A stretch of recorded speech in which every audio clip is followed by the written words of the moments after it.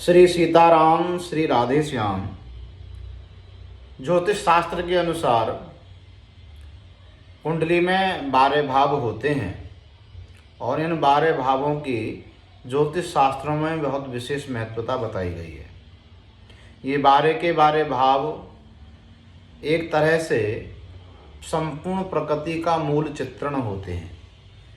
संपूर्ण प्रकृति, सारा प्रकृति समुदाय इन 12 भावों में समाहित होता है। इस ज्योतिष मत के आधार पर इसको काल पुरुष के नाम से भी जाना जाता है। हमारी जन्मांक चक्र में 12 भाव होते हैं, जिसमें प्रथम भाव लगन भाव कहलाता है।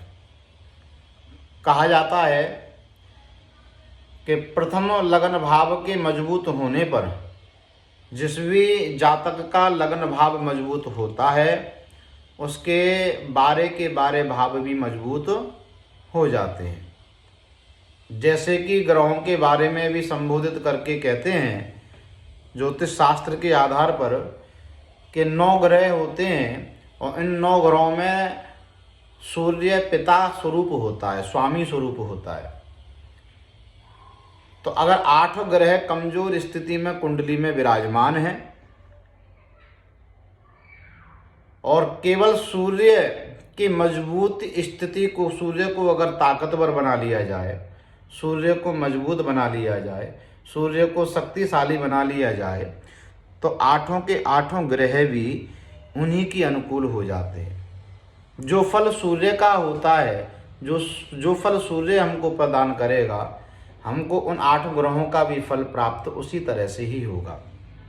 अतः जैसे 12 राशियां होती हैं, मेष, वृष, मिथुन, कर्क, सिंह, कन्या, तुला, वृश्चिक, धनु, मकर, कुंभ, मीन, इन्हीं 12 राशियों पर आधारित 12 भाव होते हैं, जो मेष लग्न से लेकर के और मीन लग्न तक होते हैं।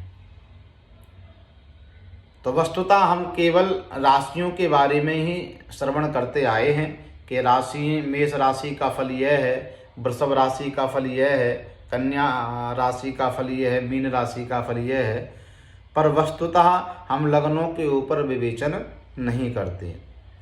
जैसे राशियों की बहुत विशेष महत्वता होती है, उससे कई गुना ज़्यादा महत्वता इन लग्नों की होती है। अब तक जो लग्नों का विवेचन चल रहा है, पिछले 4-5 दिन से अभी विश्राम भी रहा है, तो धनु लग्न तक का विवेचन हमने किया था। तो ये जो मेष लग्न से लेकर के मीन लग्न तक की स्थितियां हैं, इन लग्नों में जो पैदा होने वाले जातक हैं, मेष लग्न इत्यादि, इन लग्नों में जो भी जीव, जो भी जातक पैदा होता है, उसके लक्षण क्या होते हैं, उसके अंदर क्या गुण होते हैं, वह किस गुण से संपन्न होता है, उसके अंदर सतोगुण, रजोगुण, तमोगुण के क्या क्या लक्षण प्रकट होते हैं, यह लग्नों के आधार पर देखा जाता है। जैसे मेष राशि का यह फल होता है, वृष राशि का यह फल होता है, मिथुन राशि वालों का यह फल होता है, ऐसे ही मेष लग्न से लेकर के मीन लग्न वालों के फलों का विवेचन दिया गया है। इसमें कुंडली को देख करके जो प्रथम भाव कुंडली का होता है वह लग्न भाव कहलाता है। तो इसी के आधार पर अनुचिंतन करना चाहिए कि हमारी कौन सी लगन है, हम किस लगन में पैदा हुए हैं, और उसी लगन के आधार पर अपने फल का विवेचन करना चाहिए।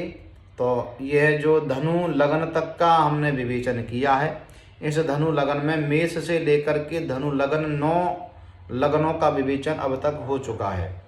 तो ये आप सबसे प्रार्थना है कि आप अपनी अपनी कुंडली में यह देखें कि हम किस लगन में पैदा हुए हैं और उस लगन के आधार पर अपने फल की अनुभूति, अपने फलाशय की अनुभूति देखें कि हमारे लगन के आधार पर हमारे लगन का क्या फल है, हम किस लगन में, किस राशि के लगन में हम पैदा हुए हैं और उस राशि के लगन का क्या फल होता है। जय जय श्री राधे, जय जय श्री सीताराम।